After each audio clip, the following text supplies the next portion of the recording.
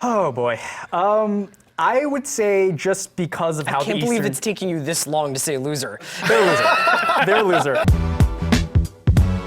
Hello and welcome to The Ringers NBA offseason winners and losers. I'm here with Kevin O'Connor and Danny Chau. We're gonna go through every single NBA team, talk about whether they won or lost their offseason. And Kevin, I wanna start with you, and I wanna start with the most interesting team of the NBA offseason, the Los Angeles Lakers. The biggest winners, signing LeBron James, best player in the world. Of course, they're winners. Yeah, they had some funky signings after that with Rajon Rondo and Kentavious Caldwell-Pope and JaVale McGee and Lance Stevenson, but they also had a pretty good draft, didn't they? Yeah. Drafting Mo Wagner, who had an impressive summer league, and then Svi Mykhailiuk from Kansas in the second round, who was just shooting the lights out and looking like a more dynamic player. So not only did they sign the big fish in LeBron, but they added some nice young core pieces to add to their already impressive young core. What about the team to the north of the Lakers, the Sacramento Kings? I'm gonna preface by saying they're losers, but let's say, okay, if a rapture happened and like every player who was shorter than 6'10" was just lifted off the face of the earth. Okay. So we still have Embiid and Simmons, so I'm psyched. Yeah, I actually now that you bring that up, I still think they would be losers. Oh God. Oh man. Give me a reason why, aside from the possible Book of Revelations element.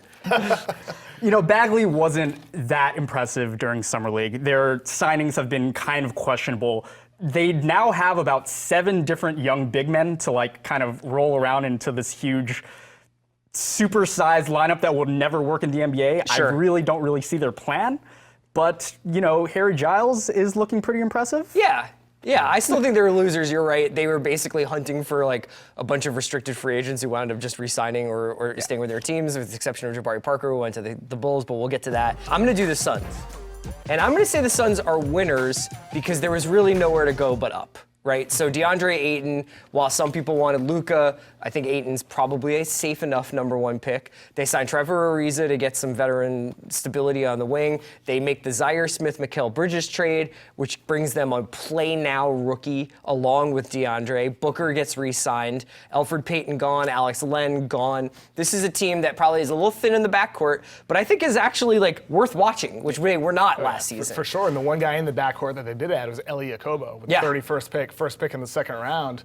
We both liked him, Danny, in the draft. I think he could be a potential steal for Phoenix. All right, so then let's talk about, if we're going from the bottom of the league, let's go to the very top. What did you think of the Golden State Warriors this offseason? Warriors won getting DeMarcus Cousins on the deal that they did, right? I mean, Boogie might not come back until January, and he might not even be the same player. He could only be 60% of what he was. But the fact is that he provides that upside where if he is 90% of what he was last season, just for 1 year, takes them to another level in the playoffs. And in addition, they also drafted Jacob Evans, who I think is a good 3-and-D wing to add to their rotation. And they also annoyingly got Jerebko too, didn't they? Yeah. And they just keep on getting richer. Let's talk about the Clippers, which is such a fascinating story now. And I think the reason why we wanted to discuss them in this way is because it's so hard to say what they are. So it's really hard to say if they're winners or losers. I want to say they're winners. Okay. I think they've really gotten one of the steals of the drafts one of the steals in the draft in Shai Gilgeous-Alexander, who completely showed out at Summer League, really showed some skills that he didn't show at Kentucky. As is the way with Kentucky guys. Yeah, exactly. And they've kind of cleared their books for the next 2 years. They're still being talked about as a place for Kawhi. That's a win. Kev, what do you think of the Clippers? It's nice. I mean, Gilgeous-Alexander is either going to be a centerpiece moving forward, or if Toronto decides to pull the plug and Kawhi's like, I'm not staying here, maybe Gilgeous-Alexander's your piece for a Kawhi trade. They're building a nice, really long backcourt with Jerome Robinson as well and Gilgeous-Alexander, both 6'5" and 6'6". They're interesting moving forward. I think the Clippers are certainly an appealing free agent destination because the Lakers at some point are going to have their cap room evaporated. So then the Clippers are going to be the team that's appealing for the other guys, Jimmy Butlers of the world. Let's move to the Atlantic Division, Danny, and one of now the surprise most talked about teams of the offseason, the Toronto Raptors. We would not have said that 2 weeks ago, but here we are, the new home of Kawhi Leonard, we think, provided he shows up. Did the Raptors have a win this offseason? The Raptors are back. The Raptors are back. So, I mean, honestly, getting Kawhi is kind of the cherry on top. The real thing is they broke from DeMar DeRozan, they broke from Dwayne Casey. that's basically getting out of, the Stockholm syndrome that they've been in for the past, 3 seasons. Wow. So that in itself shows that they're willing to, really shake things up. And Masai is showing that he's not afraid of anything. A win for you? Certainly. I mean, you get a shot with Kawhi Leonard. 1 year of Kawhi Leonard is better than 2 or 3 years of DeMar DeRozan if you're going for the title. And for them, good move by Masai. It's a big risk, but it's worth it. Do either of you have any sort of old sports ideas about like whether the trading of DeRozan could come back to bite them karma-wise? Like this idea that you can't look a guy in the eye and say we want to build around you if you're going to... No, Masai Ujiri is the same guy that signed Nene to a 5-year, $70 million contract in December 2011 before the lockout and traded him 3 months later, as soon as he could. You guys are such cynical millennials. Masai's a hero. Okay. I want to say I'll do the Sixers, also in the Atlantic Division, obviously, and it pains me to say I'm going to call it a loser. The Sixers were in the market for LeBron. They were in the market for Kawhi. They were in the market for Paul George. They were star hunting. That's what Brett Brown said they were going to do this summer. They did not do that. They wound up getting Wilson Chandler in a cap swallow deal. They wound up picking up an extra pick from Phoenix in the trade between Zaire Smith for Mikal Bridges, but even the Mikal Bridges thing was this guy could be your 6th man. To Zaire Smith, he's probably a year or 2 away from being like a real NBA player, right? I don't know that you can really call this a win. And now they go into another season without a front office guy, without a GM. They were rebuffed apparently by the Rockets for Daryl Morey to bring him on to run their team. I just don't know how you could look at this honestly and say that this team is improved from where they were last season. They're basically going to have to rely on Markelle Fultz being a contributor and Ben Simmons continuing to improve. I mean, that's really good, though. Like I'm not saying that they're not going to be good. I Right. just think that you can't look at this offseason and be like, that was a great offseason. It's like it wasn't a strong L, right? They didn't get blown out this offseason. They just lost by a couple points. Like with that trade for the Miami pick, it started out like, oh, that could be the double draft. Right. And now there's more noise that 2022, 2023 could be the year that high school prospects are allowed in, not 2021, which does devalue that pick a little bit. Boo. Kevin, what do you think about the Boston Celtics? There's not a lot they could have done this year with the cap situation that they were in, so it is a W. Granted, they got Robert Williams with the 27th pick, potential steal there, fell for some character issues. Do they know where he is right now? I'm not sure. Is he living with Al Horford yet? I heard that was like a rumor that he was going to like... Well, they should keep him with the team as much as they can. Send him to Maine. But it was a good summer for the Celtics in getting Robert Williams and retaining Marcus Smart on a pretty team-friendly deal in the sense that at around $12 million per year, he's a very tradable contract for the next guy that they want to go to. And guess what? Marcus Smart's still a solid player if you have to keep him anyway. Yep. Danny, the Brooklyn Nets experiment continues. Winner or loser this offseason? So here's the thing. They're probably going to be, once again, one of the worst teams in the NBA, and that's exactly why they're a winner. Okay. Tell me Because why. they're finally out of the debt that they've been under Danny Ainge for the past 7,000 years. Yeah, you know, feels like they that, doesn't finally it? they finally have their own It first round almost picks. seems like I like one day we're gonna have to go back and actually look what that cost them. Like it is. I can't even imagine the accounting of like not only just like the loss of interest in the franchise on a national level, but just like what they lost out on for those trades is remarkable. And the fact that they cut cap space this summer as well for next year, right? So now they can have the potential to create 2 max slots, and it's like, yeah. They're not going to be players in free agency. However, it's Brooklyn. If you have 2 max slots, whether it's next summer in 19 or 20, I think you could become an appealing destination with the young roster that they have and the infrastructure with Sean Marks and Kenny Atkinson. I think they have the cleanest cap sheets in the league going Wow. forward in the next 2 years. They have like no money invested in pretty much anyone long term. It's pretty remarkable to see. Like some guys have to get re-signed, like D'Angelo Russell at some point, and Karis LeVert at one point, but for the most part, like they're going to have the ability to create at least 1 or 2 max slots. All right, so Brooklyn's a winner. I want to talk about as a group whether the Knicks were winners. Probably the darlings of Summer League because of how good Kevin Knox looked. David Fizdale is excellent at creating a lot of buzz around a franchise. He did it when he first got to Memphis. He's doing it with the Knicks. Would you consider the Knicks winners this offseason? Sure, in that right now they aren't really beholden to any veteran old players that they have to talk about. Right now, all they're talking about is this abstract future of theirs. Oh, Frankie Smokes is getting buff. Oh, Mitchell Robinson's blocking shots into the third row. Kevin Knox is looking amazing. They don't really have to think about anything in the pressing present right now. Yeah. It's all about the future. That's really cool. Absolutely. I think with New York, for the first time, is like talking to Knicks fans at the Ringer. I mean, like there's kind of an excitement. There's some optimism for once with their future. Granted, Mitchell Robinson still needs to improve at a lot of little things. The flashes were impressive. Kevin Knox still needs to improve his jumper, but the flashes were just unbelievable to watch with his athleticism and his improved defense. Finally, like you can look at the Knicks and be like, building with Kristaps and Kevin Knox and Frank Ntilikina, there's a lot of interesting players on that team. Again, same with Brooklyn, where moving forward, once Joakim Noah's gone and Enes Kanter's gone, they could be a team that suddenly could be a destination again. Yeah, I mean Kyrie, Kevin Durant, like who knows? They could not be that far away. Let's talk a little bit about the Oklahoma City Thunder. I'm going to say that the Thunder were winners this season because when you think about what that trade was for Oladipo and Sabonis for Paul George, and everybody was laughing at them because they thought there's no way Paul George is staying in Oklahoma of all places if he really wants to go to Los Angeles. Then they were getting clowned because Oladipo got became the player that he never would have been on the Thunder because of Russell Westbrook clouding them.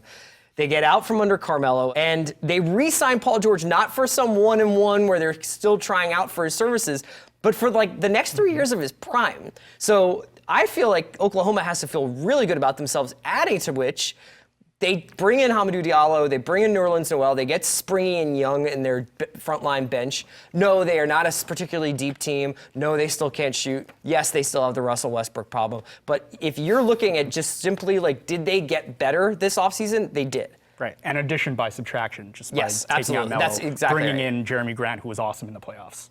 Danny, what about the Jazz?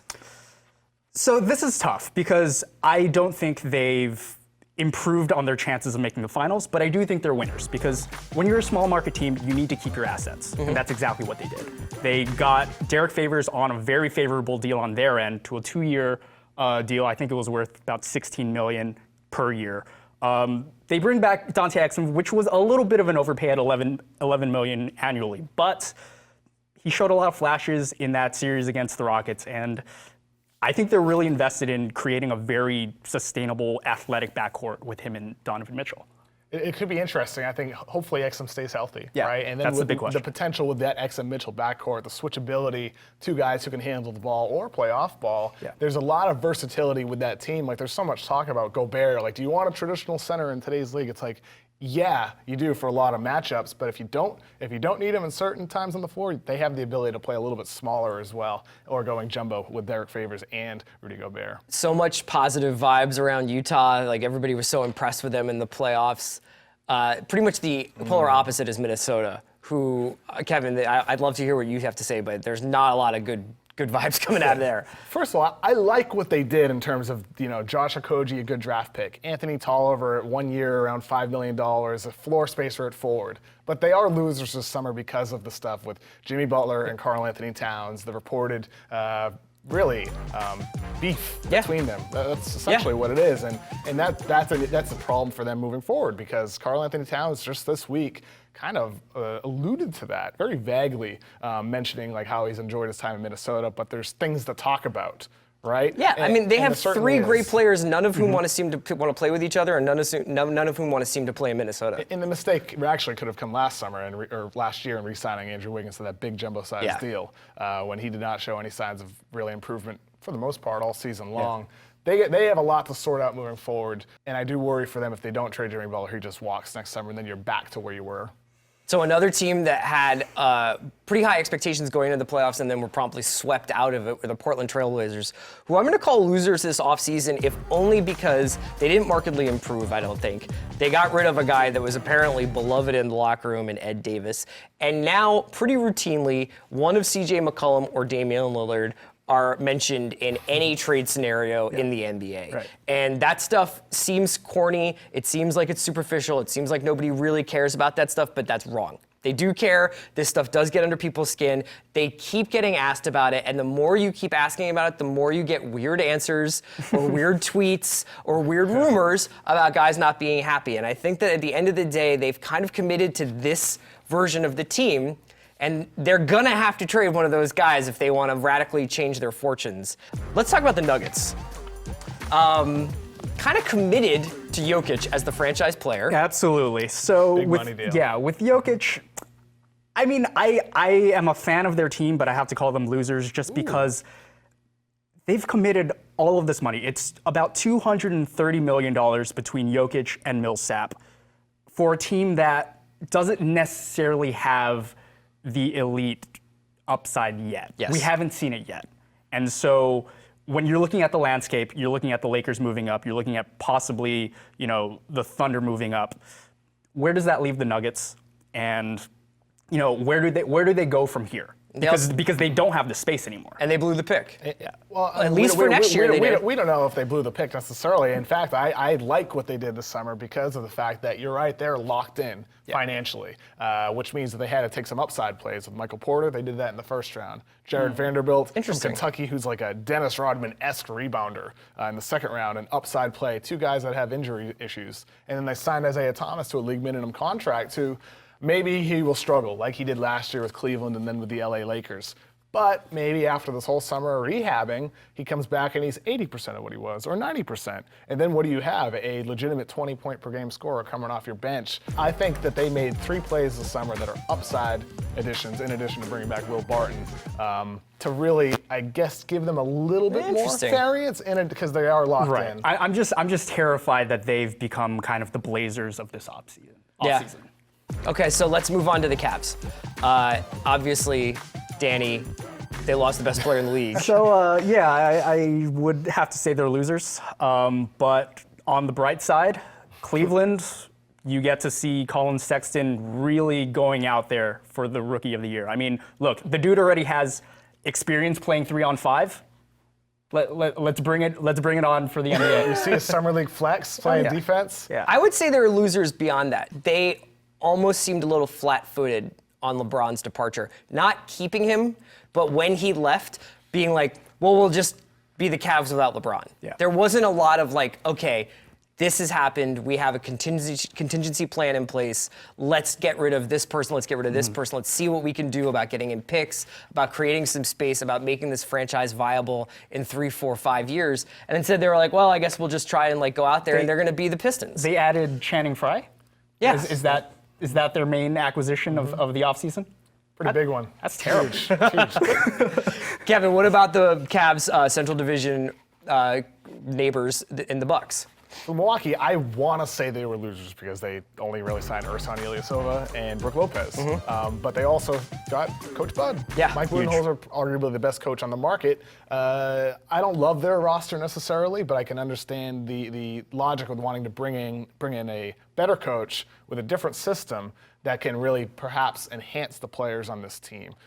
They're winners in that sense. They brought in the best coach available. I'm incredibly high on the Bucks. Like I did. There it is. It's Giannis, the best coach Giannis has ever played for. This is going to be really exciting. Just simply on like, hey, stand over there is going to be like an important upgrade to what they've had in the past. I'm really excited for Coach Bud to be like, hey, Chris Middleton, shoot 6 threes a game. I can't wait to watch them.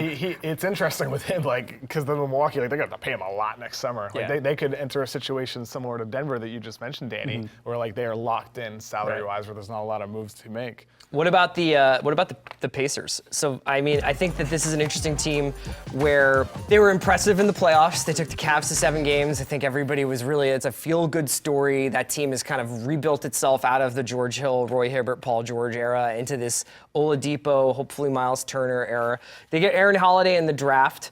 I think that they have to feel good about what's going on. They also signed Tyreek Evans, but I think that they probably are in for a little regression. I'm gonna say they were winners this offseason for a solid draft and a good free agency pickup in a place that generally can't get free agents. Right. But I think that they might be in for a tough next season of a little bit of like coming down to earth. Yeah, and expectations. And they should have won that series against Cleveland in the first round. They missed a lot of opportunities at the end of games to win that. I think they're winners in the sense that, look at Miles Turner. Look at him, he's built. Yeah. He's ripped. Miles Turner. Drench him in oil. If Indiana ended the season on a high, Detroit certainly ended the season on a low. How did you see Detroit's offseason? It's funny because I'm gonna say they're winners, even though their biggest signing I think is Zaza Pachulia. So, and that might be the reason, because they didn't have a Ben Gordon, Charlie Villanueva.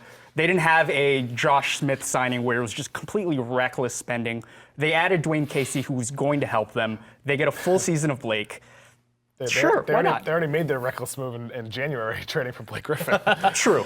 I believe in Blake. Speaking of reckless, I don't know, would you describe the Bulls as reckless this offseason? I love what Chicago did, Chris. I love it. They got Wendell Carter with the 7th pick in the draft. Jabari Parker on a 1-and-1 deal with no long-term risk. If Jabari Parker manages with no long-term plan. Yeah. Well, Jabari already came out and said, I don't plan on playing defense next season. Yeah, that was a little bit concerning, I'll admit that. However, I mean, they have a lot of young talent on that team with some offensive versatility. You can play with Lowry, Markkanen, and Wendell Carter, or you can play Jabari at the 4. You have some nice young backcourt players on Chris Dunn, Zach I think they're going to LaVine. give up 120 points a game. Completely, Who cares? completely out on this. You want to lose. So in 2017, Zach LaVine and Jabari Parker both tore their ACLs at around the same time. Immediately after that, both the Timberwolves and the Bucks, their respective teams, got way better. Yeah. Now they're both on the Bulls. I don't know what I'm saying here, but I think I know what I'm saying here. I think you're saying that they're losing players. Yeah. Well, that's what I want to find out. If Jabari in a new situation with a new system, maybe under Fred Hoiberg, can be turned into a winning player. I want to find that out. And it is essentially a contract year for There's Jabari. so much talent in there with him. Let's talk about the Spurs. The Spurs obviously lose Kawhi Leonard, so you would have to call them losers, but do you think that they did some things this offseason that can at least edge them towards coming out even? Yeah, for sure. It's like Danny talked about with Cleveland, right? They gained Colin Sexton, right? So it's kind of a win for them post LeBron. The Spurs entered a situation this offseason where they had to trade Kawhi Leonard. Those were their circumstances. And what they came with was a pretty good return. DeMar DeRozan, the 2-time All-NBA player, who's improved each of the past 4 or 5 seasons, despite really already being pretty solid. And another guy will play for the best coach he's ever had. Yeah, and Lonnie Walker, an interesting pick who has a lot of good, not great skills, but maybe under Greg Popovich on a Spurs team that tends to get the best out of their players. Lonnie Walker, I think, is a high upside pick for them that gives them another young guy to feel optimistic about moving forward for the San Antonio Spurs. I really think they're going to improve on their win total last year because they basically played the entire season without Kawhi, and they're adding a guy who got MVP votes last year. There's no way they're going to get worse, in my opinion. And there's been some conversation like, they should have taken future picks, and we don't know exactly what was offered from teams like Boston and Philadelphia, but even if it was a solid offer, something like the Kings pick from Boston or the Miami 2021 pick from Philadelphia, DeMar DeRozan's not necessarily done improving. He's gotten better each of the past 4 to 6 seasons at least. Sure as hell has to get better in the playoffs. He does. And there's room for improvement for him as a shooter. And maybe Chip England, who's one of the best shooting coaches in the world, can help him get to that next level. And maybe DeMar DeRozan starts playing a little bit harder on defense as well in a San Antonio defense-first system. All right, so I want to talk a little bit about the Pelicans, who I am going to call winners. They lost DeMarcus Cousins, lost him, but obviously they drastically improved and had this incredibly hot playoffs without DeMarcus Cousins. They realized that surrounding Anthony Davis with shooters and playmakers was the way to go. And what they did was really interesting. They essentially swapped DeMarcus Cousins for Julius Randle and swapped Rajon Rondo for Elfrid Payton. And they add Solomon Hill as well, I believe. Was that another offseason addition that they made? They stay without... He's coming back from injury, so it's essentially... So essentially adding Solomon Hill. I just kind of like this team. I mean, for what they could do in terms of their cap situation, I think they made the most of it. I'm going to kind of give them a winner here, and I also think that this would have been the worst possible scenario for Boogie, is to bring him back to a team where Anthony Davis could be, people could start picking at the Anthony Davis trade rumors soon. Boogie coming off of his injury, maybe feeling like he wasn't getting paid enough or whatever at this hometown team.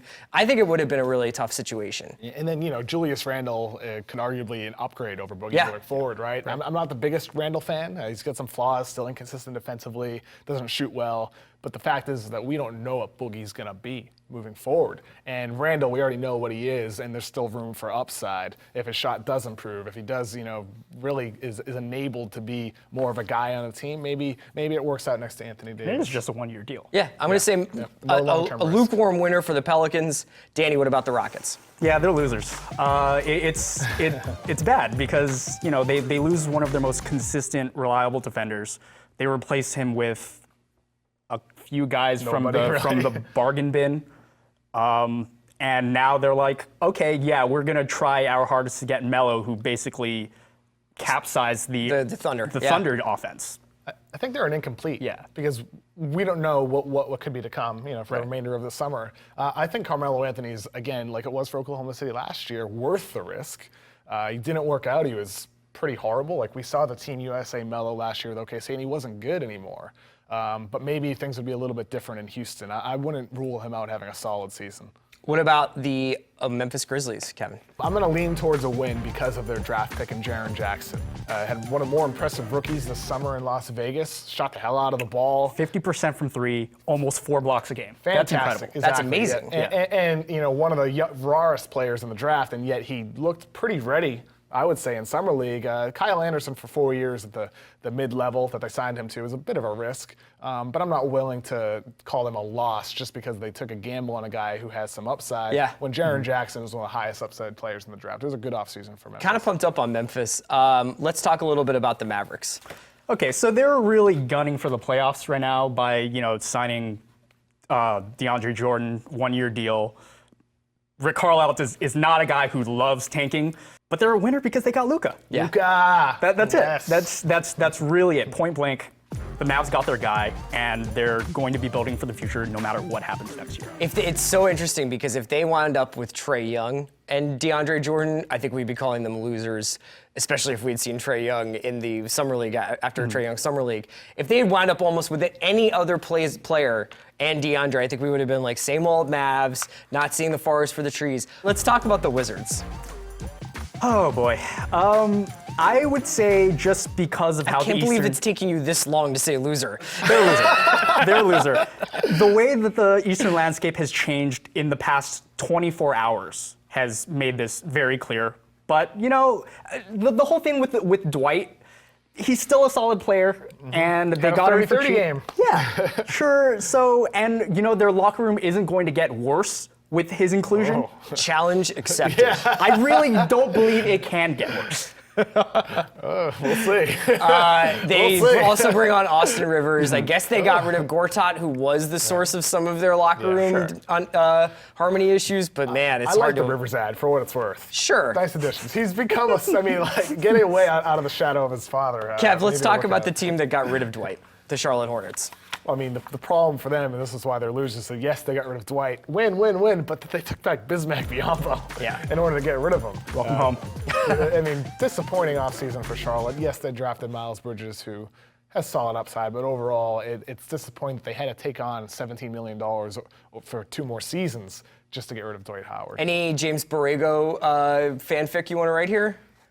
Spurs coaching tree has not been super successful, but doesn't mean Borrego won't be. Yeah. He's widely regarded as one of the best assistant coaches in the league, so we'll see how it works out with him. I'd be optimistic about him as a head coach. I want to talk about the Miami Heat, if only because, again, I feel like I thought that we were in for a summer of upheaval after that Pat Riley press conference.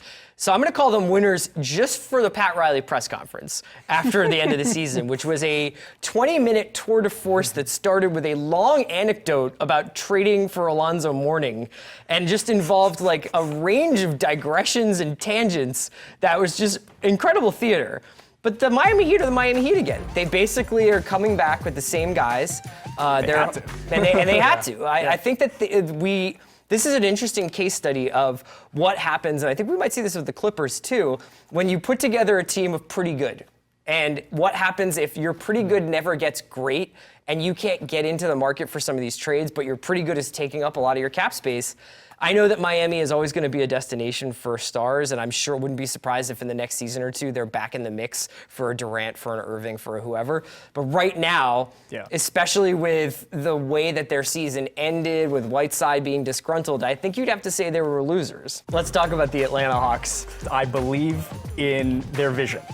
I believe in, having a very coherent idea of what you want your team to be. I think Travis Schlenk has done a really good job of that. I want to say that I did really admire Trae Young getting in the press and saying, people have been comparing me to Steph Curry, but I see myself more as Steve Nash.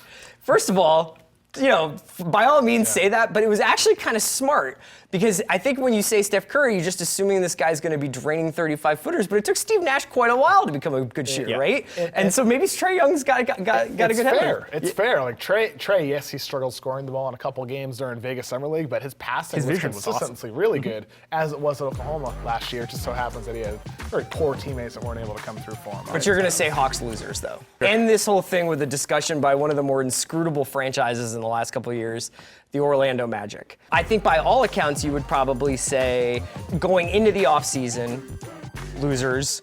In the draft, I don't think everybody on draft night was psyched about Mo Bamba. But then when they went to Summer League and saw him playing, they saw Jonathan Isaac looking so much better, and then you imagine, okay, Steve Clifford's a guy who's obviously going to get them to play a really good defense. Are we almost saying that the Orlando Magic could be winners this offseason? Oh, they were winners. I think they absolutely were. You saw the length on the floor at Summer League with Mo Bamba, Jonathan Isaac, Melvin Frazier. That team has really, I think they're a progressive team in terms of their length and the ability to play different types of lineups. You could, it's like we talked about earlier with Utah. You can pull Bamba off the floor if you need to and put Isaac at the 5. Or you can play big with Bamba out there next to Isaac. There's a lot of creative types of things they'll be able to do moving forward with the pieces that they added. I love all of their players individually in a vacuum. I need one of those guys to be able to prove to me that they can hit a 3 consistently. We're going to say winners for the Isaac thing, but don't get your hopes up, Orlando. For Kevin O'Connor and Danny Chau, thank you for joining us for NBA offseason winners and losers.